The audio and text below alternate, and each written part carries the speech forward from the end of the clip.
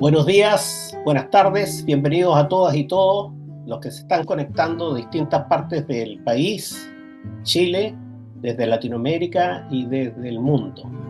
Bienvenidos, queridos compañeros, queridas compañeras. Hoy día tenemos un conversatorio supremamente interesante y de mucha actualidad. Eh, Tenemos un título que es bastante conmocionante y tenemos dos invitados de lujo que vamos a presentar muy brevemente. Bienvenido a eh, compañera Geraldina Colotti, desde Italia, desde Roma, periodista, destacada luchadora y editora de la revista Le Monde Diplomatique en Italia. Bienvenido, compañero Atilio Borón, politólogo, sociólogo, pero sobre todo un luchador infatigable por las causas justas. Un orgullo tenerlo acá, compañero. Usted sabe que usted está en el corazón de los chilenos revolucionarios y de los latinoamericanos y de los revolucionarios del mundo. Bienvenido. Eh, Vamos a partir justamente con el título de esta convocatoria, que es ¿Estamos en perspectivas de una tercera guerra mundial que quizás sería la última? Como decía alguien por allí, la cuarta se luchará con piedras y palos. Estamos en esa perspectiva y me gustaría preguntarle al compañero Atilio y luego a la compañera Geraldina Colotti sobre qué piensan de esta perspectiva tan asiaga. Bueno, primero que nada, muchas gracias a las amigas y amigos de la Fundación Memoria y Futuro, muchas gracias a la red de intelectuales y artistas en defensa de la humanidad. La verdad es un honor participar en este foro virtual con Geraldina, contigo Jaime, con toda la gente buena, muchos de los cuales conozco ahí. Un saludo grande para Celsa, una gran amiga, ¿no es cierto? Y no puedo nombrar a todos. Mira, evidentemente el título es muy sugerente, porque si hay algo que hemos visto en los últimos tiempos ha sido una escalada guerrerista absolutamente desaforada. Y no es un dato menor decir que esa escalada guerrerista se siente con más fuerza en Europa que en los Estados Unidos, lo cual ya es un dato que refleja una cierta anomalía. Normalmente estas invocaciones belicistas provenían de este lado del Atlántico, ¿no es cierto? Básicamente de Washington. Pero ahora lo que vemos con mucha preocupación y sorpresa es que ese belicismo exacerbado fundamentalmente aparece en el seno de algunos gobiernos europeos que están irresponsablemente atizando las llamas de una posible tercera guerra mundial que difícilmente, si llega a estallar esa tercera guerra mundial, no tenga de alguna manera una apelación a armamentos nucleares, que por más que se digan armamentos nucleares tácticos, que es algo que ustedes van a escuchar muy a menudo, que se habla, no, son apenas tácticos. Bueno, el apenas táctico son armamentos que tienen una capacidad de destrucción mayor que las armas convencionales del año 1945 que se arrojaron sobre Hiroshima y Nagasaki. O sea, eso es una especie de engañifa para tranquilizarnos, decirnos, no, en realidad son armas nucleares de poco alcance, de poco efecto destructivo. No es cierto. Y en ese sentido, quien se lleva las palmas ha sido el presidente francés, que ha sido el que ha llegado a insinuar la posibilidad de utilización de armas nucleares en el conflicto ucraniano, lo cual realmente sería suicida o por lo menos, digámoslo, tendría un enorme efecto destructivo, sobre todo en los países europeos. De manera tal de que yo quiero creer de que se está jugando con eso, que hay intenciones claras de intensificar las operaciones de Occidente en el marco de la guerra europea, que hay un cambio en la mentalidad de la OTAN ahora ya se autopercibe, ¿verdad? Para usar una expresión muy propia de los psicólogos, se autopercibe como un ejército mundial y ha anunciado su desplazamiento ya de Asia, el Asia-Pacífico, es decir, que la OTAN ya no es un tratado militar del Atlántico Norte, sino que es una guardia pretoriana mundial que está desplazando crecientemente sus fuerzas hacia el Asia-Pacífico. Primero hacia el sur de Europa, ¿no es cierto? Hacia el sur de Europa y un poco acosando o apostándose en las cercanías de la península de Crimea y planteando que eventualmente la OTAN podría llegar a tener como teatro de operaciones el Asia-Pacífico, algo que está absolutamente fuera de los acuerdos que dieron lugar a la creación de la OTAN, pero que sin embargo en este clima guerrerista evidentemente están ellos alentando esa posibilidad, que sería, vuelvo a repetir, fatídica para Europa y eventualmente, si tiene un desenlace nuclear, para la propia especie humana. Muchas gracias, Atilio. Muy completa tu respuesta al respecto y está claro quiénes son quienes están empujando esta perspectiva de la tercera y quizás última guerra mundial, contra las cuales nosotros tenemos que juntar fuerzas y levantarnos contra ellos. Geraldina Colotti, desde Roma, dinos tú qué Sí, puedes aportar al respecto. ¿Qué piensas al respecto? sí, bueno, comparto y agradezco a Tilio. Antes estábamos diciendo, y no lo dije por casualidad, que necesitaremos muchísimo en Italia, en Europa, un Atilio, así como necesitaremos la sabiduría de ustedes, que hoy, desde los puntos más avanzados de América Latina, indican que se tiene que situarse en la lucha de clase, en el enfrentamiento de intereses a nivel global. Y por lo contrario, aquí en Europa, en la Europa uña del marxismo, que hasta el siglo pasado podría decir de ser a vanguardia, no neocolonial, pero a vanguardia en muchas cosas, hoy el contrario, es América Latina, es el sur global, la parte donde tenemos unas orientaciones, como es por Cuba, por Venezuela, pero también en la resistencia de los pueblos, la resistencia organizada que usted tiene también a nivel ideológico en la batalla de las ideas, que nosotros podemos ver indicaciones, porque que hace el imperialismo para construir la guerra de cuarta y quinta generación que quiere llegar a la tercera guerra mundial, digamos, que no ha destruido la brújula, es decir, nos impiden desde esos países de crear nexos, de ver que cuanto más la globalización capitalista en un modelo en crisis estructural, como es el modelo capitalista, se va extendiendo en todo el mundo, diciendo que no hay alternativa, cuanto más, por lo contrario, ello extiende su poder, que no es un poder verdadero, porque el poder verdadero es el poder popular, pero es un poder de los poderes en todo el mundo. Lo hace desde a nivel geopolítico, lo hace a nivel, por supuesto, político-económico, pero también lo hace a nivel ideológico, destruye pueblos la posibilidad de contar las historias insurgentes. Y así el tema de la memoria de las revoluciones, que no siempre ganan, pero se puede aprender mucho más a veces de lo que fracasan.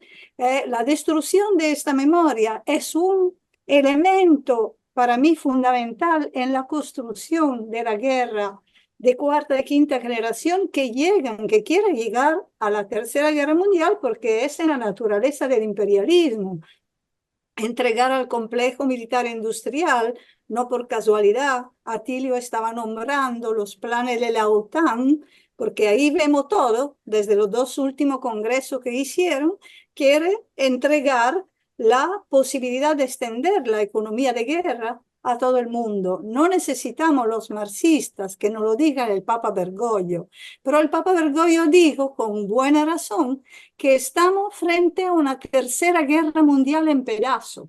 Y hay analistas que, sin pensar en eso de una manera dogmática, porque por lo contrario, es en términos dialécticos que tenemos que ver la tendencia del capitalismo que quiere resolver su crisis estructural siempre con la guerra, y que la naturaleza de esta guerra, con el nivel al cual llegaron las armas de destrucción, puede llegar a la destrucción de la humanidad, por supuesto, pero nosotros vemos que hay estos analistas que dicen, por ejemplo, que vamos hacia una tercera guerra mundial, pero con dos paradigmas, que un pedazo de tierra de los ricos, digamos, de los países más ricos, va a ser cuidada, digamos, porque desde ahí que se decide el costo de trabajo, que se decide, por supuesto, el robo de los recursos.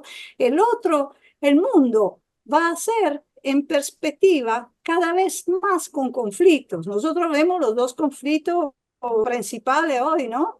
Que son lo que es lo de la guerra de del conflicto en Ucrania, pero también lo que está pasando con el genocidio en Palestina. Pero si vemos las cosas a nivel de, digamos, de continente, el único continente que no tiene guerra imperialista es la América Latina. ¿Y cómo lo van a destabilizar? ¿Cómo intentan destabilizando? Con algunos paradigmas con los cuales han construido toda la guerra, llamándolo, por supuesto, humanitaria y todo, pero son la frontera, son en un tema estratégico, el tema medioambiental, porque cuando se van a disolver los glacieros del Ártico, el Ártico va a ser una revolución total. Y ahí vemos que, una vez más, para retomar el discurso de Atilio, Rusia y entonces China, porque la región del Antártico son cerca, son los objetivos. La OTAN no lo ha dicho, pero ¿qué vamos a ver en esta región? Que en los tres países que son lo que, digamos, mandan, ¿no? En esta región, Rusia es la más importante porque representa más de la mitad de los pueblos que están ahí. Rusia está encerclada porque algunos de estos países importantes que antes eran neutrales, hoy están en la OTAN o están para ser cooptado para la OTAN. Todo eso significa, y esto lo hemos visto cuando Rusia terminó su presidencia ahí de estos 6 países, que era en 2023, que ya el ataque estaba claro. Y ahí, como decir, caen muchísimos de la hipocresía que nos impiden de ver las cosas con los ojos importante que el marxismo nos ha dejado y que intenta conjugar una visión, por supuesto, geopolítica real de este mundo fragmentado, pero con la visión que es una visión de perspectiva muy complicada a asumir. Venezuela en este sentido no entrega muchas lecciones, porque la internacional que nos ha propuesto no es una internacional como el siglo pasado, ¿no? Es una articulación en la diferencia, pero que pone en la mesa el tema del antiimperialismo, que pone en la mesa el tema de la batalla de las ideas, que nos permita de ir más allá de la balcanización del mundo, que es también una balcanización de los cerebros. Bien, gracias. Yo creo que con esto hemos redondeado. Estamos generando las condiciones de una nueva tercera guerra mundial. Hay distintos escenarios, algunos más evidentes que otros, en algunos que ya han estallado grandes conflictos armados, en donde se enfrentan las grandes potencias, donde el imperialismo pretende imponer su dominación de manera más evidente y fuerte. Yo quisiera saludar a todos los nuevos que se están conectando, especialmente a los integrantes del capítulo chileno de la Red H, que hay varios acá, y también a los integrantes de Memoria y Futuro, y saludar especialmente a los hijos, los detenidos desaparecidos, héroes del socialismo chileno, como es Tania Ponce, hija de Ezequiel Ponce, y el compañero Vladimir Guayquiñir, hijo de Joel. Eso es un aplauso para ellos que estén acá con nosotros compartiendo. Vamos, compañeros, a una segunda pregunta, que es, profundicemos un poquito en esto de los dos casos más calientes que hay hoy día, y dejemos al tercero, que si bien no es el enfrentamiento armado, es una lucha brutal ideológica de ideas de fake news por instalar la demonización de Venezuela. Concentrémonos primero en los casos, ¿cómo ven ustedes las perspectivas que están tanto en Ucrania, ¿no? Donde se libra esta guerra de la OTAN contra la Federación Rusa, como en el caso del genocidio en Palestina, particularmente en la Franja de Gaza, pero en toda Palestina, y la ramificación que puede tener hacia el Medio Oriente? Partamos con Atilio, con esos dos casos, brevemente, sintético. ¿Cómo lo ves, Atilio? Mira, bueno, los veo por supuesto, es un lugar común, mucha preocupación en todos los casos. Es una guerra que realmente está teniendo ahora una serie de novedades. Se ha hablado mucho de la incursión ucraniana en Kursk. Se ha exagerado, ¿verdad?, los alcances de esa incursión y se ha llegado a decir hasta que esto sería el comienzo de una contraofensiva que penetraría profundamente en territorio ruso. Hasta ahora eso no ha ocurrido. La penetración es, yo diría, muy periférica, ¿no es cierto? Pero Rusia está siendo atacada no solamente en la región de Kursk, sino que han habido nuevos ataques, sobre todo en la península de Crimea, y fundamentalmente lo que quieren es destruir ese puente, que es un puente estratégico que conecta la provincia a la región de Crimea con Rusia continental. Y esto para Rusia es un tema absolutamente fundamental porque la flota de mar de Rusia solo puede funcionar todo el año desde el Mar Negro. Y por lo tanto la presencia ahí de fuerzas de la OTAN o agresiones de la OTAN es realmente una provocación de enorme significación. El resto de la flota rusa que está en el Ártico puede navegar tan solo unos pocos meses al año, aun cuando ahora se habla mucho, recién lo decía Geraldina, el Ártico que se está empezando a derretir, lo cual sería una catástrofe, digamos, pero esto sería otro tema, ¿verdad? Entonces, yo creo que la situación hoy en Ucrania es una situación complicada. ¿Qué es lo que explica esta penetración de Ucrania en el territorio de Kursk? Alguna gente habla de fallos de la inteligencia rusa en prevenir esto.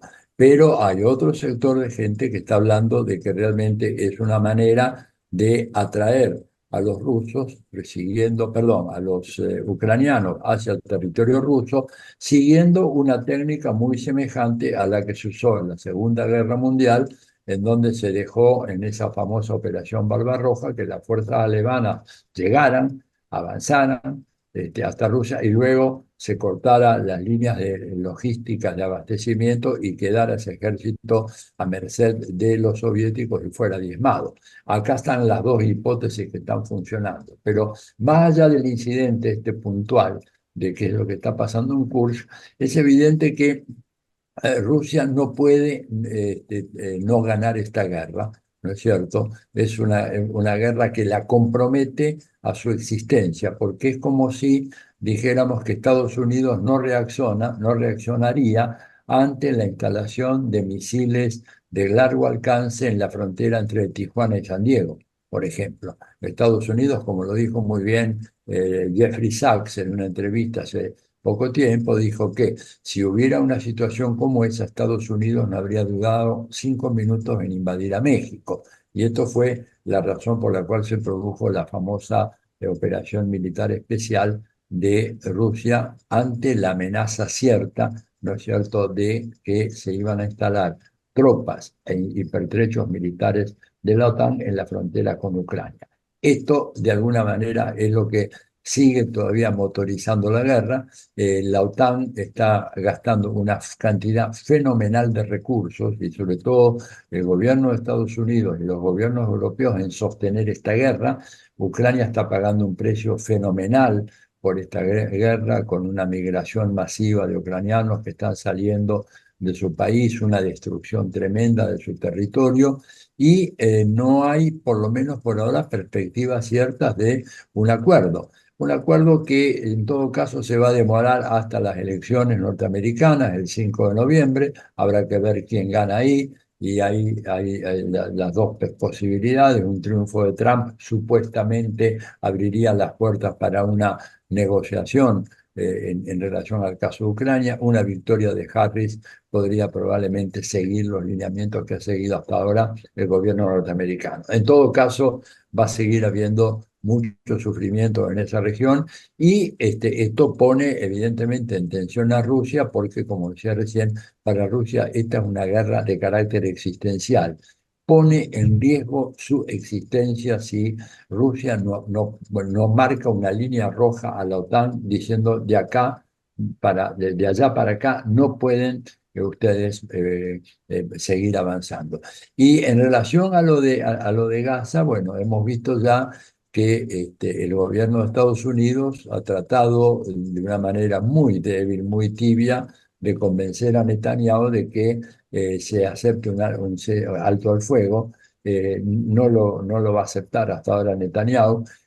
Ahí hay un problema muy grave que yo creo que a veces se pasa por alto cuando se dice que, bueno, Netanyahu es quien se ha rebelado en contra de sus mandantes. Y yo creo que a partir de los antecedentes de los últimos tiempos, nosotros podemos elaborar una hipótesis alternativa, preguntándonos, ¿no es cierto?, si más allá de la influencia cierta que Estados Unidos ejerce sobre Tel Aviv, no es menos cierto que el lobby israelita que hay en los Estados Unidos ha logrado tener una penetración en las más diversas esferas de la vida pública norteamericana que hace que en cierto sentido el gobierno de Estados Unidos sea un rehén de ese lobby.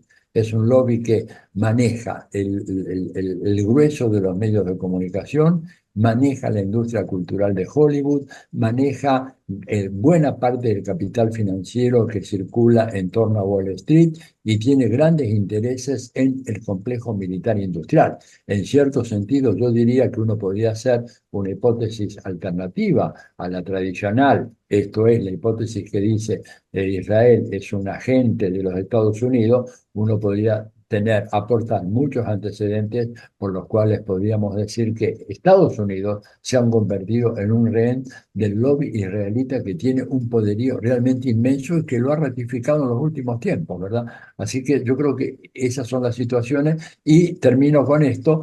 La guerra, sobre todo la de Gaza, pone de manifiesto el completo derrumbe, el irreparable derrumbe del orden mundial, porque el sistema de Naciones Unidas se ha visto absolutamente incapacitado, inepto, ¿no es cierto?, neutralizado, como para poder decir, señores, el genocidio es un crimen de lesa humanidad, no se puede seguir con eso, y sin embargo no han abierto la boca. El señor Antonio Guterres no tiene la menor gravitación en el genocidio en curso más importante que hay en este momento en el mundo. Entonces creo que esto habla muy claramente de una situación en donde ya hay un nuevo sistema internacional, pero el orden que regulaba ese sistema corresponde a una época vieja y que no tiene nada que ver con el actual. Y eso hace que este genocidio siga su curso, ¿verdad? Pensemos solamente en esto. Hay más de 160 periodistas que han sido asesinados desde que comenzó la guerra en Gaza. Y yo me pregunto, imagínense ustedes si el gobierno del presidente Maduro hubiera asesinado no 160 periodistas, 2 o 3, lo que sería, digamos, la gritadera mundial condenando al gobierno de Maduro y diciéndole que es un régimen, etcétera. Bueno, pues eso lo hace Israel y lo hace sin costo. Muchas gracias, Atilio. Muchas gracias. Escuchándote, se nos viene a la mente esa frase de Gramsci que estamos en un interregno donde lo nuevo no termina de nacer y lo viejo no termina de morir, y en eso surgen los monstruos. Y los monstruos es el fascismo, que lo tenemos ya instalado en Europa y muy claramente en el Medio Oriente, a través de los sionistas, y también en América Latina a través de sus distintas cartas. Paso la palabra a la compañera Geraldina. ¿Qué opina, compañera? Gracias, compañero. Atilio dijo muchas cosas que necesitan reflexiones para todos nosotros, ¿no? Él siempre nos consigna artículos donde nosotros podemos, digamos, seguir reflexionando sobre eso, pero no tenemos tanto tiempo, pero algunas Así cosas es. quiero retomarla. Antes de todo, lo que estamos viendo en esta guerra de nuevo tipo, llamámosla así, es que cuanto más en la guerra gigantesca que hay de la burguesía contra todo lo pobre en el mundo, ni siquiera contra solamente los sectores populares, es un tema general, cuanto más obligan los sectores populares a fetichizar la legalidad burguesa, que te mata con la mano limpia porque te saca del trabajo, no te entrega los derechos y todo. Cuanto más ellos, cuando no les sirve porque se quedan incómodos con su misma ley, ellos la pisotean. Lo hemos visto, ante de todo, un paradigma, el paradigma del colonialismo feroz de la entidad sionista, porque tenemos que empezar de nuevo a retomar los conceptos, contra el pueblo palestino, pero lo estamos viendo en tantas situaciones, empezando por la medida coercitiva unilaterales ilegales, que son no solamente de la cual sufre Cuba desde más de 60 años, pero que son una herramienta coercitiva que no tiene nada que ver con las leyes internacionales, pero que dicen que hay un gendarme del mundo que en nombre de su perfecta democracia, tan perfecta que quiere exportarla con las bombas, cuando vemos perfectamente que votan con la carta, que se hacen de todo, que ha habido el golpe contra el Capitolio del 6 de enero de Trump y todo eso, pero ellos son más allá de la ley, más allá de su propia ley. Esta contradicción entre la legalidad burguesa y la legitimidad de los derechos de los pueblos a nivel internacional, yo pienso que no se ha analizado bastante. ¿Por qué? Porque la izquierda europea, sobre todo la izquierda europea, está bajo chantaje. Vuelven los terroristas, hasta que la ONU dice que los pueblos tienen derecho a rebelarse cuando hay una situación insoportable, ¿no? Pero todo eso se ha borrado en los hechos, no se pueden, no hay posibilidad que los pueblos retomen su derecho a la rebeldía. Palestina es un paradigma en ese sentido, pero también otras situaciones. Pero ellos mismos, si nosotros volvemos a lo que declaró Kissinger cuando prepararon el golpe en Chile, él dijo textual, no podemos permitir que el Chile, con toda la riqueza que tiene, se vaya hacia el comunismo solamente porque el pueblo se equivocó en votar. Esto es lo que está pasando con Venezuela, esto que pasa siempre. No es un tema de legalidad, es un tema de intereses. Es por eso que acabo de hablar con jóvenes aquí en Italia que están muy confundidos sobre este tema. Ellos buscan la información independiente. Ante de todo, no hay nada de independiente frente a la concentración monopólica económica, a la concentración monopólica de la información. Pero cosa es independiente. Hoy, por lo contrario, tenemos que retomar un posicionamiento claro frente a los conceptos y al enfrentamiento de intereses global que hay, porque como lo decía, me parece que era Fidel, si tú no estás ni de un lado de la barricada ni del otro, termina para ser tú la barricada. Es lo que está pasando en Europa. Es muy importante ese tema, porque yo llevo la responsabilidad y el honor de haber sido parte de este gran siglo de lucha radical que se desarrolló a la izquierda del partido más comunista más fuerte de Europa, que desde 1973, después del golpe en Chile, declaró su adhesión a la OTAN y desde hace años que no era más revolucionario, pero a su izquierda se desarrolló la izquierda radical más fuerte de Europa, en la cual, imagínense, se desarrollaron las organizaciones de guerrilla, una de las cuales la Brigada Roja, de la cual me honro de hacer parte, de haber sido parte, porque ya no existen, duró casi 20 años. Esto tendría que ser un rompecabezas, porque no se encuentra en los textos ni siquiera de Lenin y de la lucha partisana.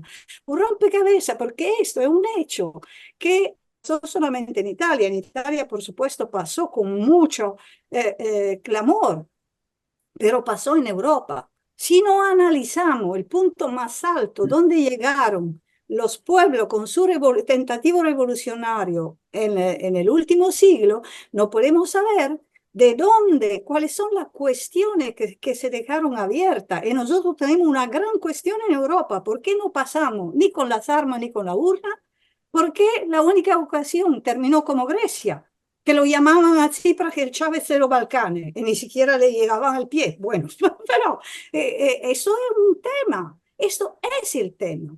Es el tema de juntar las historias insurgentes en ese sentido, de buscar la manera de contrarrestar y preguntarnos por qué la burguesía empieza a reprimir los jóvenes desde el punto más alto, donde se quedó reprimiendo la generación pasada.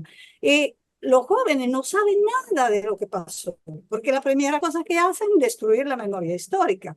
Por eso que nosotros tenemos que retomar alguna clave que hoy en América Latina son muy claras, y la primera de esa clave es que desde América Latina se dice que hay una posibilidad de un segundo tiempo en el partido entre capitalismo y comunismo. El comunismo lo puede llamar Arturo, Giovanni, como cree, pero la cosa no cambia. En los hechos, Venezuela está haciendo historia en ese sentido. Entonces la historia no se ha terminado, como nos han hecho creer, que no existen alternativas al capitalismo, como sigue diciendo en Europa que no existe alternativa al capitalismo.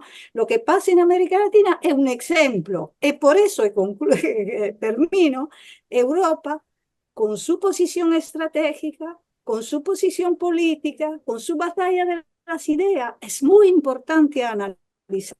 No tiene nada que decir América Latina desde el punto de vista de la lucha de clases, desafortunadamente, pero desde el punto de vista del análisis geopolítico de la burguesía, sí, porque desde Italia empezó la guerra en Europa, que la guerra de los Balcanes. Nosotros tenemos más de 120 bases militares norteamericanos.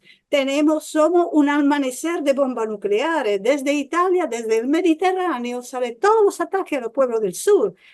Pasó con Gaddafi, pasó con Irak, y salen los ataques ideológicos a todos los pueblos del mundo, porque se tiene que analizar por qué el llamado centro izquierda de aquí fue el primero a reconocer a Guaidó. Claro, Gracias, porque compañera ellos Geraldina. tienen que Gracias, muchas demostrar que gracias. no existe alternativa al capitalismo. Gracias, compañera Geraldina. Muy buenas tus agotaciones para nosotros abrir los ojos sobre lo que pasa en la vieja Europa. Pero mira, vamos a irnos ahora directo a América Latina, porque acá, como tú dices, hay pueblos en lucha y hay esperanza en ciertos procesos que están hoy día muy demonizados, pero nosotros sabemos que son procesos que hay que reforzar, reafirmar y defender con ideas, ¿no es cierto?, su validez y su necesidad, no solo para ellos, sino para todo el continente. Compañeros y compañeras, quiero instarlos a que si tienen alguna consulta específica, la hagan por el chat, tanto del YouTube como especialmente del Zoom, de los que están aquí presentes. Hagan consulta, más que comentario, hagan consulta. Y por supuesto que son bienvenidas las felicitaciones para nuestros expositores y también para la Red H chilena que organizó este interesante conversatorio. Vamos entonces directo, instado por Geraldina Colotti, a la América Latina. Y vámonos concreto al centro de la cuestión, Venezuela hoy. ¿Qué está pasando en Venezuela hoy? Pregunto a Atilio Borón, ¿qué opina, compañero? ¿Cómo debemos manejarnos en la defensa de las ideas en esta manipulación que hacen los medios de comunicación demonizando Sí. a Venezuela? Yo te diría lo siguiente, lo que está pasando en Venezuela es el desenvolvimiento de un plan de desestabilización, un golpe blando, siguiendo puntualmente las indicaciones que están contenidas en un libro escrito por uno de los consultores de la CIA hace muchos años ya, que se llama Jim Sharp, Sharp así como agudo, puntiagudo en inglés, ¿verdad? Que se llama Desde la dictadura a la democracia, y en donde él ahí esboza un plan de cómo acabar con estos gobiernos dictatoriales, ¿no es cierto? Y entonces, en ese texto, él lo que hace es plantear qué es lo que tendría que hacer una oposición en contra de un gobierno caracterizado como una dictadura o como una autocracia sumamente violenta. Eso, digamos, se ha venido poniendo en marcha desde hace mucho tiempo, ¿verdad? Y cuando uno compara, ¿no es cierto?, lo que ha ocurrido en Venezuela con el relato que se ha instalado sobre Venezuela, hay una discrepancia absoluta. Yo, por ejemplo, desde mucho tiempo antes venía haciendo un seguimiento, ¿no es cierto?, de cuál era la situación real en Venezuela. En primer lugar, hay que decir, Venezuela es un país brutalmente bloqueado, que tiene más de 930 medidas de sanciones económicas, y yo invito a los amigos y amigas que tenemos en Chile, ¿qué pasaría si en Chile no le dejaran vender el cobre, no dejaran comprar insumos para el avance en la explotación del litio y del cobre, que no pudieran comprar insumos para el sector industrial, que no pudieran pagar cualquier cosa que quisieran comprar al exterior, porque resulta que el régimen del SWIFT no le permitiría hacer esos pagos, y encima les expropiaran las empresas que Chile pudiera tener en otros países, en algunos casos grandes empresas como Citgo, en el caso de Venezuela, tiene en los Estados Unidos. Bueno, evidentemente esa economía, digamos, sea chilena, la argentina, brasileña, cualquier economía sometida a un bloqueo como ese, al que ha sido sometido Venezuela desde el año 2015, y que según de vuelta Jeffrey Sachs y algunos otros ha ocasionado solamente en el sector salud algo así como 40.000 muertos, evidentemente una economía que no puede funcionar bien, como tampoco puede funcionar la economía cubana. O sea, primera cuestión, me parece, discutir Venezuela hay que discutirla en el contexto de un bloqueo. Ahora, quien decida no plantear esa discusión a partir de la existencia del bloqueo, bueno, está hablando del sexo de los ángeles, es una discusión de teología medieval que no tiene ninguna relevancia, pero sí revela una complicidad con la agresión imperialista. Primero eso. En segundo lugar, en relación a las elecciones las ganó Maduro.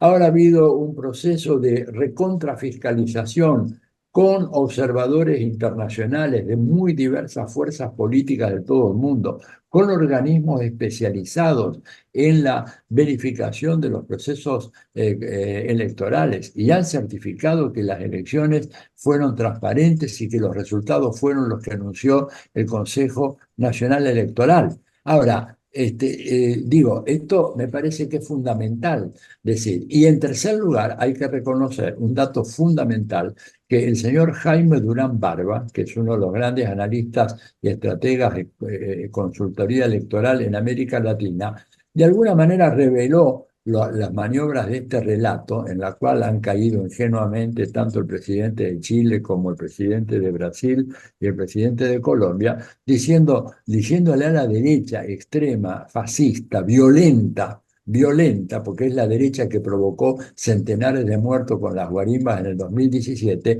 Durán Barba le dice, por favor, si van a mentir, mientan bien. Dice, esto que ustedes están diciendo es una mentira absolutamente inadmisible, increíble. Nadie puede creer que Maduro haya sido derrotado por este señor Edmundo González en una proporción de 70-30. Si van a mentir, mientan bien. Y yo estuve mirando las actas famosas que pedían a voz de cuello muchos gobernantes y políticos en América Latina, ¿no es cierto?, que se publicaron en la página de Súmate. Súmate es una ONG que asesoró toda la campaña de la derecha fascista en Venezuela, y encontré un dato que nunca en mi vida, yo tengo más de 50 años de profesión, nunca yo encontré un dato como ese, en donde en los 24 distritos electorales de Venezuela el resultado electoral hubiera sido prácticamente exactamente igual.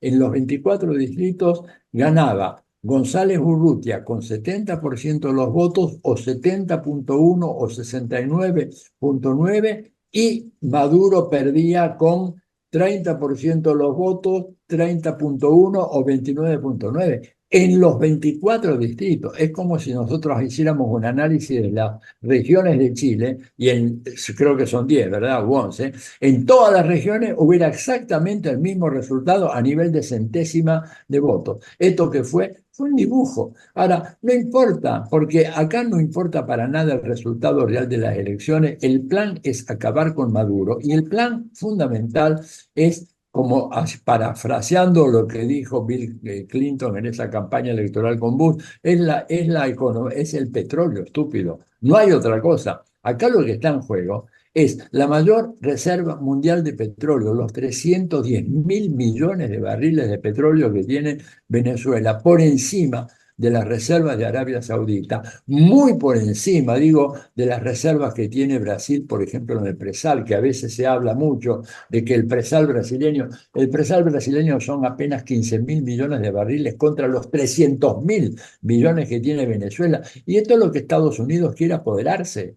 ¿Por qué? Y termino porque esto sería una explicación muy larga.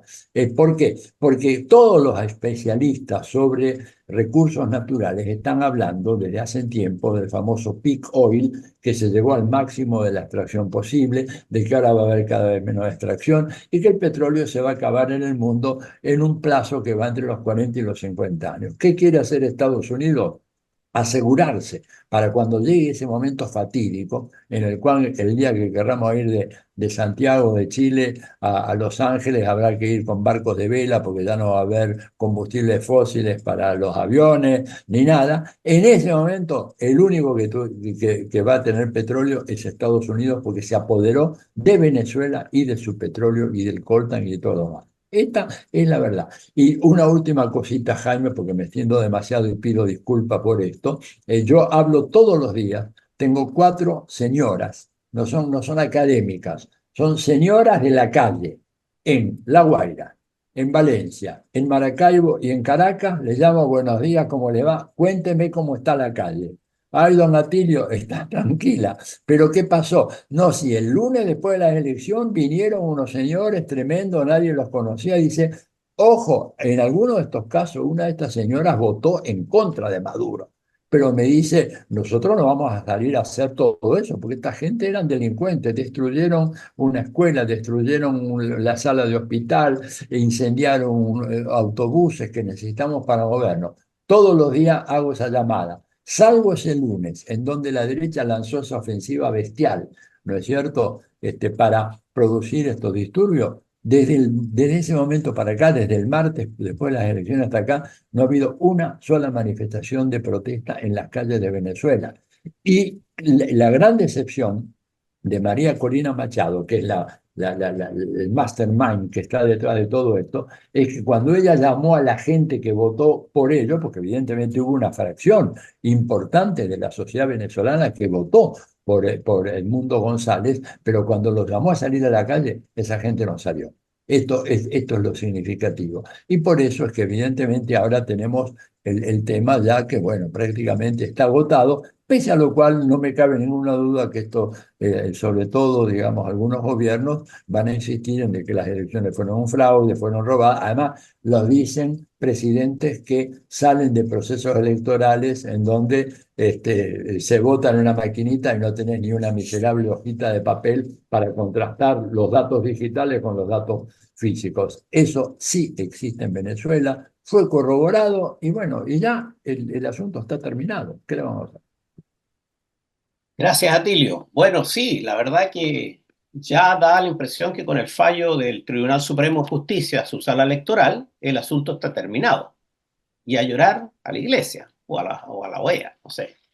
La verdad que es bien frustrante ver gente de izquierda de distintos colores y sabores hablando las mismas cosas que instaló la derecha, ¿no? Es bastante indignante, acá lo hemos visto. Y cuando tú relatas lo que relatas, Atilio, nosotros, los chilenos, que tenemos memoria, nos acordamos perfectamente de lo que ocurrió durante el proceso revolucionario de la Unidad Popular, los 1000 días gloriosos de Salvador Allende, la forma como reaccionó la burguesía, cómo movilizaron las masas, cómo alentaron el terrorismo, cómo alentaron el asesinato. Todo eso lo vivimos. Lo que está ocurriendo en Venezuela es la versión 2, amplificada, corregida y aumentada de lo que sucedió contra el gobierno popular de Salvador Allende. Y nosotros duramos 1000 días. Los venezolanos han aguantado mucho más, rodilla en tierra, y nosotros los felicitamos y nos enorgullecemos por ello. Y sigamos adelante, compañero, porque si ladran es porque avanzamos. Compañera Colotti, tiene 5 minutos para cerrar el tema sobre Venezuela, que yo sé que usted es una especialista y una apasionada militante de la Revolución Bolivariana. No, voy rápidamente porque lo más que se tenía que decir ya lo digo a ti, yo no me voy a repetir, pero solo dos o tres cositas ya. Cuando yo salí de la cárcel, la primera cosa que quiso ir a ver era esta revolución que tenían mis mismos ideales, pero yo seguía pensando que la opción revolucionaria todavía sigue en la mesa, sigue en la mesa, pero que había logrado cambiar las cosas de verdad. Y una vez, una de las tantas veces que después, antes que los gringos me pusieran sanciones, que tengo complicaciones más graves, he vuelto a Venezuela, aprendí el televisor y vi gente, era el periodo de la guarimba, donde los papeles higiénicos, ¿no? Que no había papeles, la guerra económica. Entonces yo decía, ajá, esta gente está de nuevo en la calle. Y no, resulta que había aprendido el televisor más tarde que se hablaba del Chile, de la situación exactamente igual, hasta la gente que está en estos clubes de italiano, de gente que ni siquiera habla italiano, pero sigue con la misma mentalidad, que son fascistas que llegaron ahí, así como gente que no era fascista, me huían del fascismo, que se quedaron en Venezuela, después se volvieron fascistas hoy, porque uno de los italianos que intentó, uno de los, que el mando del grupo que quemó a el joven Figueroa, es italiano, está en España. Entonces, digamos que hay un cortocircuito para allá que se ha creado, pero que viene una vez más del siglo pasado, donde Chile ha sido el paradigma del siglo pasado, pero hoy Venezuela es el paradigma del siglo presente. No solamente y antes de todo por los recursos que tiene. Tenemos que ver qué está pasando con los negocios en Ucrania, ¿no? Ellos, o en Palestina, ellos hablan antes de desencadenar la guerra de la reconstrucción, porque ahí está el negocio, el gran negocio, ¿no? Ucrania había entregado los territorios al Fondo Monetario Internacional, la tierra y todo, ya antes. Y así pasa por Palestina. Y así quieren que pase por Venezuela. ¿Por qué es importante? Nosotros analizamos los términos de la guerra cognitiva y todo. Atilio lo sabe porque está con nosotros en la Universidad Internacional de la Comunicación, que es dirigida por la compañera Tania Díaz, que sabe mucho, no solamente porque es una compañera diputada, pero porque es periodista y ha tenido en los tiempos la ocasión de analizar cuánto la guerra mediática es un tema importantísimo en la construcción de guerra de nuevo tipo. Y antes yo hablaba del tema de la contradicción entre legalidad burguesa y legitimidad de los derechos, porque cualquier cosa que haga Venezuela no importa, cuanto más muestra que es una revolución democrática, porque sí lo es, al punto que muchos revolucionarios del siglo de antes contestaban a Chávez de por qué no adelantó la revolución en un sentido más tradicional, digamos, más guevarista, como Cuba y todo eso. ¿Por qué no aprendió de la lección de Allende y también de la lección de Nicaragua? No olvidamos la última revolución del siglo pasado, pero no, porque el desafío de Venezuela, que sigue siendo una revolución democrática, participativa y protagónica en el sentido del socialismo verdadero, que su desafío es en un compromiso constante, dialéctico entre el conflicto y el consenso. Es muy gramsciana como revolución, hasta que hicimos uno de los convenios internacionales exactamente sobre este tema de la hegemonía. Ahorita nosotros tenemos que, bueno, en mi modesta opinión, ponernos la cuestión, el consenso se tiene que dirigir una vez más a toda la masa o se tiene que direccionar, como parecía ser después del 2017, cuando ha habido la Asamblea Nacional Constituyente, en una otra concepto, pero no somos nosotros que no hemos logrado hacer nada de entregar lecciones a la revolución bolivariana. Son temas, pero que están en la mesa de reflexiones, porque por supuesto, como decimos nosotros en la celda, todo lo que nos destruye en el día lo reconstruimos en la noche, pensando a los vietnamíes.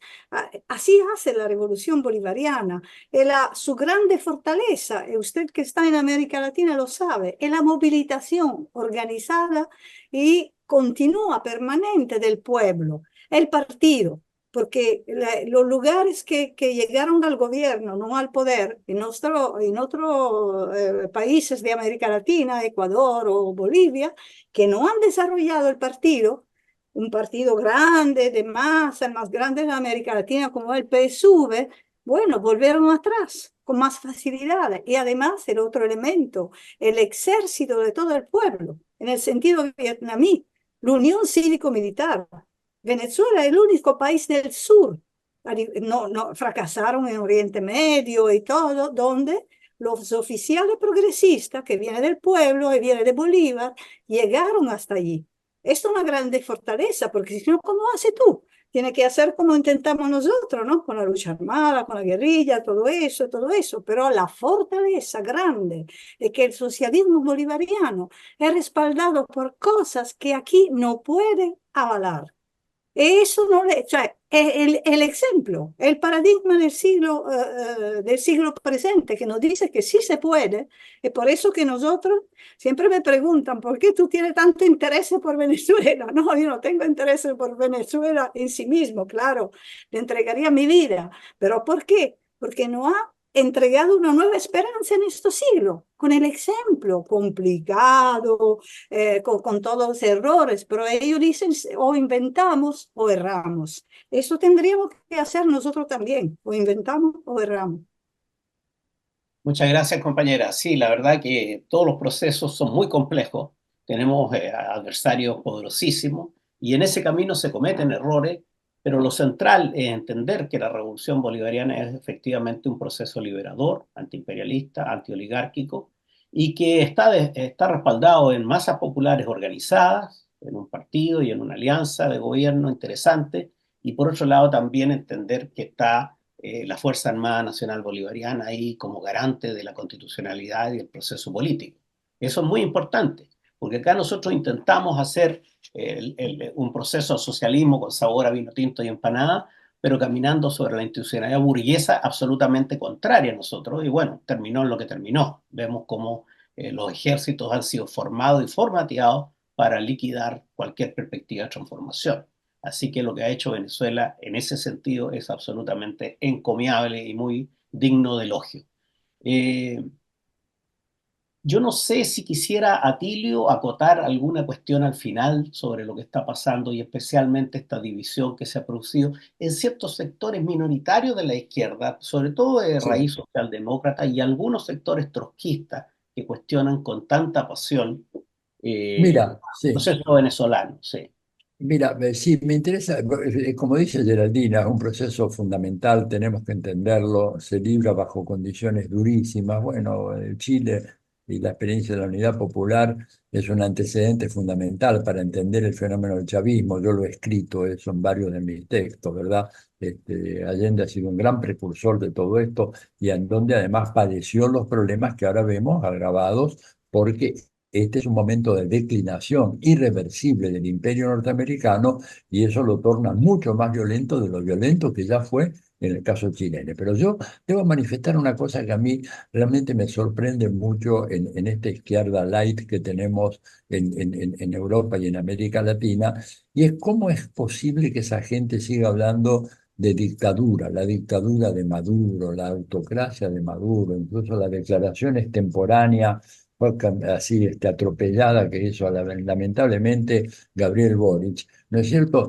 Dejando de lado, obviando un hecho elemental y es que durante toda la campaña electoral, la señora María Corina Machado, que en Francia, por ejemplo, o en Estados Unidos estaría presa por traición a la patria, y probablemente en Estados Unidos le hubieran dado la inyección letal, ¿verdad? Porque lo que ella hizo, solicitar la invasión de su propio país, solicitar la intervención militar de una potencia extranjera, solicitar que haya sanciones gravísimas que son violaciones de los derechos humanos fundamentales, crímenes de guerra contra su país en Estados Unidos o en Francia o mismo en Italia, esa persona está en la cárcel. En Venezuela estuvo haciendo campaña todo el tiempo y pese a, yo digo, ¿cómo es posible que el embotamiento mental de esa dirigencia de izquierda latinoamericana, que la vemos, digamos, en todos los países, no pueda dar cuenta de este hecho? Es decir, ¿Cómo es posible que haya una dictadura tan feroz, tan tremenda, y esta señora esté circulando permanentemente por todo el país,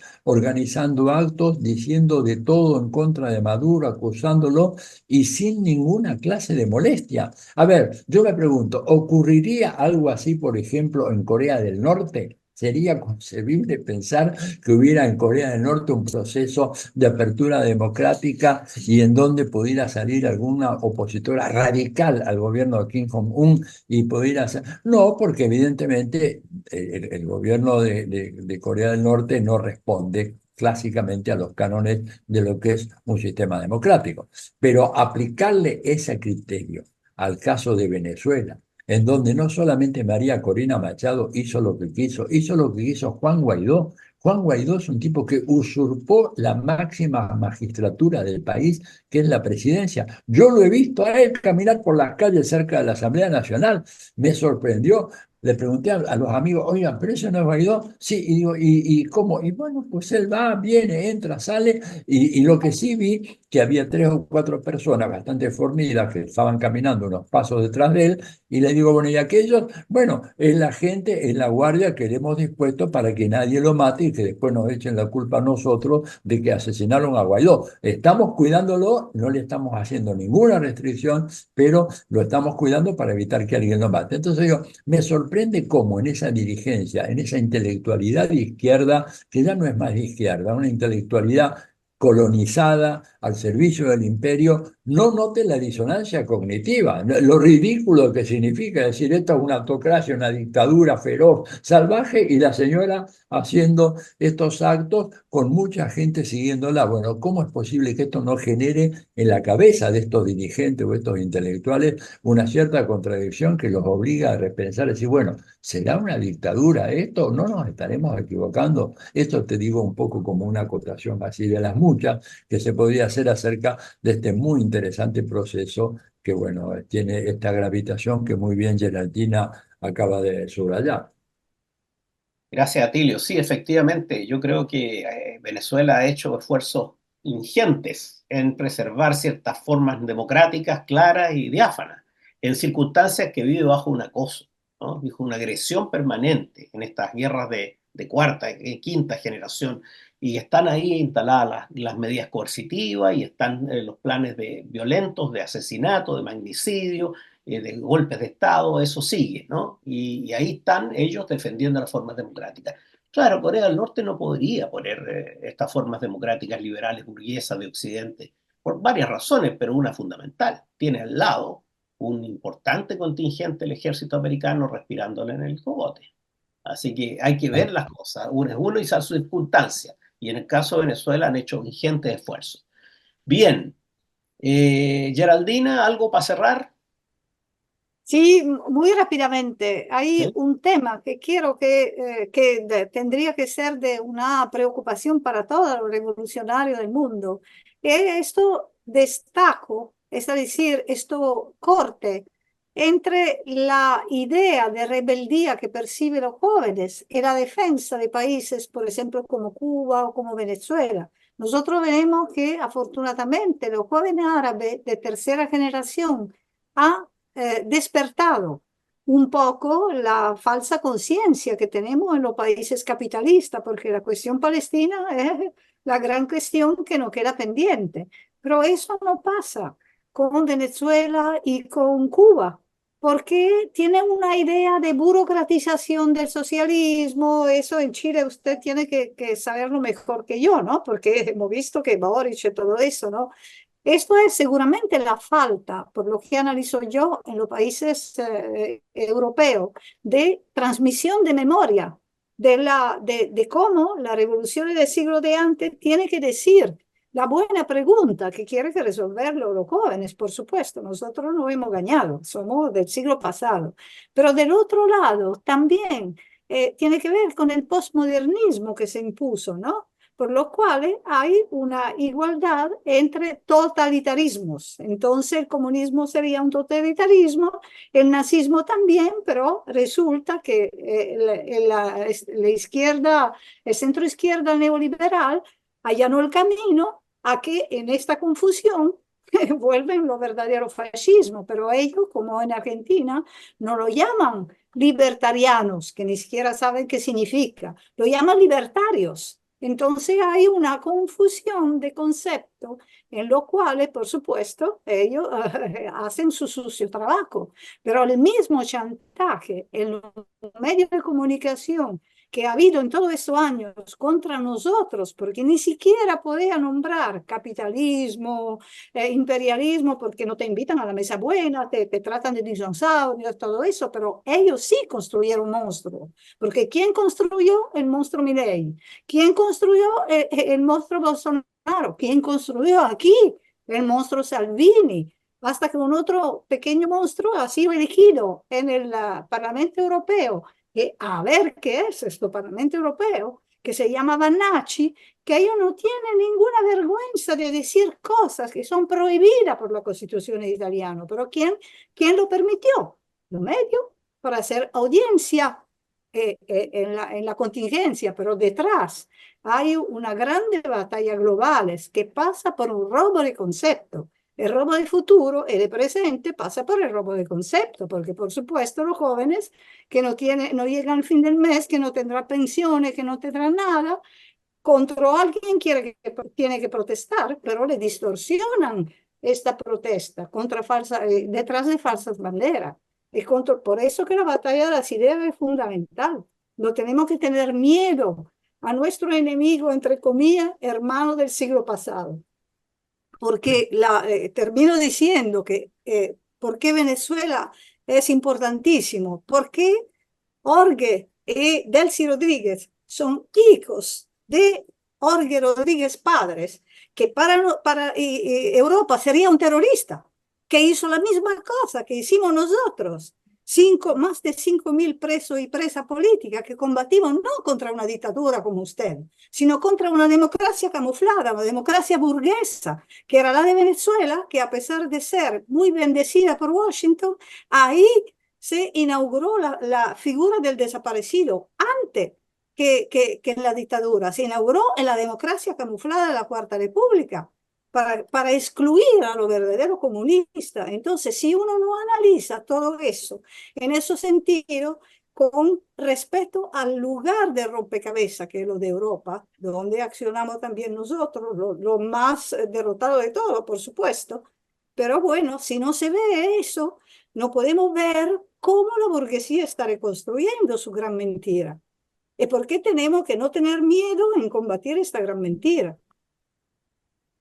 Gracias, compañera. Muchas gracias. En eso estamos. Eso es lo que estamos tratando. Rescatar la memoria con sentido futuro, develar en el presente las verdades evidentes y luchar contra esos molinos enormes de viento que son los medios de desinformación masiva, de manipulación, que hacen su trabajo y que llegan a la gente. Vemos también que hay sectores importantes de la juventud muy confundidos, muy extraviados, y nosotros tenemos que redoblar nuestro trabajo, ver nuestras formas, nuestros lenguajes, y llegar a ellos, encantarlos, develar las verdades que están ocurriendo en el mundo, las oportunidades que se están gestando. Este mundo multipolar que está surgiendo crea muchas mejores condiciones para que se desarrollen los procesos liberadores y nacional populares en todo el mundo. Y yo creo que eso es muy convocante, porque como decía Jorge Dimitro, quien conquista la juventud conquista el futuro. Y nosotros, yo veo acá rostros de los años 70, de los años 80, y es muy bien, son luchadores consecuentes que han mantenido la memoria intacta y siguen actuando. Pero tenemos que llegar a los jóvenes, porque si no llegamos a los jóvenes no tenemos futuro. Compañeros y compañeros, yo quisiera pasarle ahora la palabra a la compañera Carla Díaz, que es miembro de nuestro capítulo, y es un honor para nosotros tenerla, de nuestro capítulo chileno de la Red H, para que nos cuente qué ha pasado en esos Zooms, si la gente ha reaccionado, solamente se ha quedado observando. Compañera, ¿hay preguntas? ¿Hay comentarios? Gracias, Jaime. Sí, hay algunos comentarios, mandan algunos saludos desde Buenos Aires, algunas preguntas. Yo voy a hacer una pequeña síntesis porque algunos temas ya se han abordado, pero bueno, se consulta sobre esta comparación o esta pregunta entre el Estado socialdemócrata como el sueco o el noruego, ¿no es preferible al venezolano? Esto nos pregunta Elisa. Después hay varias preguntas que coinciden con la cuestión de la posición de Lula, Petro y López Obrador respecto del tema de Venezuela una pregunta en relación a cuál es el rol que juegan las izquierdas o que deben jugar las izquierdas en América Latina a propósito de Venezuela, particularmente la posición del presidente Boric, que ya también se tocó un poco en lo que se ha conversado. Y una pregunta que me parece bien interesante, como todas las otras también, que dice relación con la participación, la presencia de Elon Musk en contra de Venezuela, que es lo que es una real novedad en esta nueva edición del el asedio a Venezuela. Esas serían las principales preguntas que hay. Después hay un comentario relativo a, bueno, la movilización social es lo que debe evitar esta conflagración mundial. Entonces yo creo que esa es un poco la síntesis de lo que se ha conversado tanto en el chat de Zoom como el de YouTube. Muchas gracias, muy, muy, muy bien. Es decir, básicamente el último comentario, la movilización social es lo que va a impedir. Tenemos que levantar un gran movimiento mundial por la paz. Yo creo que esa es una tarea muy transversal y muy importante de ir moviendo en ese sentido. Yo no sé, Atilio, si tuviste la posibilidad de agarrar todos esos comentarios que Carla nos subió. Mira, no, y además estoy con un problemita yo de que estoy teniendo que salir en pocos minutos más y me excuso porque ya son la hora de Buenos Aires, estamos Una eh, 10. 1:10 y realmente tengo que tomar un autobús porque no estoy en la ciudad. Yo creo que son comentarios muy interesantes, preguntas, no sé si tengo la respuesta para todo. Yo creo que evidentemente que hay un proceso de crisis muy profunda en las izquierdas occidentales, ¿no? O sea, Europa y América Latina. Hay una incomprensión de estos procesos. Me parece que la negación de ver al bloqueo como uno de los datos fundamentales es lo que impide que se logre establecer claramente qué es lo que está pasando, ¿no es cierto? Creo que el papel de Elon Musk, ¿verdad? Es sumamente importante, como se dijo acá. Elon Musk es la más grande fortuna del planeta, pero además controla una de las más importantes redes de comunicación social a nivel mundial y establece criterios de censura, ¿verdad? Y eso nos obliga a nosotros a perfeccionar nuestra estrategia en la batalla de ideas. Tenemos todos que convertirnos en guerreros digitales y yo invito a quienes nos están mirando acá ahora que no asuman tan solo un papel de usuarios de las redes sociales, tienen que convertirse en protagonistas, emitir noticias, decir lo que pasa, porque si ustedes no lo dicen, nadie lo va a decir. Si nosotros no lo decimos, nadie lo va a decir. ¿Verdad? Entonces tenemos que insistir y a pesar de que pueda parecer que es un esfuerzo pequeño, eso estoy seguro yo de que va a tener su eco y su importancia. Así que bueno, yo no sé, esto es lo que podría decir. Me excuso, realmente tengo que abandonarlos, pero los dejo en buenas manos. De Dina es una personalidad extraordinaria que tiene una experiencia enorme y de lo que ha sido la lucha armada en Europa, conoce lo que ha pasado en la Argentina, en América Latina. La referencia a Jorge Rodríguez es muy importante, ¿verdad? Aquello de la Cuarta República, que fue donde se inició la historia de los desaparecidos. Eso no fue en la Argentina, no fue en Chile, no fue con el Plan Cóndor, vino de antes, ¿no es cierto? Y esto para demostrar los límites de esa famosa democracia burguesa que muchas veces se contrapone así de una manera ingenua con la famosa dictadura o autocracia de Maduro. Dicho esto, yo les mando un gran abrazo. Me disculpo por no poder estar hasta el final, pero no quería estar ausente de este importantísimo debate y ojalá que lo podamos hacer difundir por todas las redes lo antes posible. Y yo desde ya Así va quedo a a ser, disposición. querido Atilio. Que te vaya muy Bueno, bien, mucha suerte y esperamos verte pronto por acá. Que estés así muy bien. es, Chao. exactamente. Muchas gracias. Adiós. Chao. Y Geraldina, yo sé que tú también estás ya en otro Sí, programa con Chema sí, Sánchez. pero además de agradecerlo de verdad inmensamente por esta ocasión que tenemos que multiplicar y ponerme a la orden para multiplicar las voces de las reflexiones de usted por todo lo que podemos hacer, porque es importantísimo juntar las historias insurgentes, las reflexiones para objetivos comunes, ¿no? Pero quiero decir solamente tres cosas rapiditas antes de irme sobre el por qué se hace esta confusión. Porque Venezuela, por supuesto, con la ayuda de Cuba, pues sin la cual no nada habría podido hacerse en América Latina. Esto tenemos que reconocerlo, que sigue siendo un faro en el mundo, pero ha sido ha impulsado una esperanza a todos los niveles, empezando para adelantar, digamos, gobierno que era muy moderado, porque tenemos que recordar, ¿no? En 2010, el ALCA al carajo, como Chávez y Fidel involucraron a Kirchner, involucraron a todo lo que después dieron un impulso muy grande a nivel, por ejemplo, hasta de instituciones internacionales podridas como la OEA, el Ministerio de la Colonia, que en estos años que se llamaron lo del Renacimiento latinoamericano, bueno, llegaron a poner en cuestión lo que pasó, el primer golpe, digamos, institucional que pasó en Honduras y todo eso. Es decir, que cuanto más hay un avance en los contenidos revolucionarios, cuanto más hay también un avance en los contenidos que no son revolucionarios. Venezuela jamás se ha puesto en los asuntos internos de los países, pero los movimientos populares en Brasil, ¿cuántas veces dijeron que todos los gobiernos de Lula, que todo apreciamos y todo eso, no llegaron a hacer algunas reformas estructurales? Ante de todo, la reforma agraria, pero bueno, también la reforma constitucional, que habría permitido no ser bajo chantaje, no permitir a un partido pequeñísimo que por las fragmentaciones que hay ahí del cuadro electoral han permitido el golpe institucional contra Dilma y todo eso. Y cuántas veces los movimientos populares, el MST u otros que participaron a todos los foros globales, gracias a Chávez, que en el tiempo del foro medioambiental, no me acuerdo cómo se llama, de la cumbre medioambiental, cuando los movimientos populares se quedaban gritando afuera, dice, yo me voy si ellos no entran. Entonces, desde ahí los movimientos populares han seguido siempre los foros y la cumbre mundiales y los movimientos, también brasileños, siempre hacían su propuesta y siempre se quedaron casi fuera de la puerta cuando habrían podido hacer como Venezuela, ser un instrumento fundamental de la resistencia cuando ha habido todos los ataques a Dilma con el lawfare que no empezó en Brasil, empezó en Italia, pero eso sería gran tema a enfrentar. Entonces Venezuela no digo nada, solo respaldó.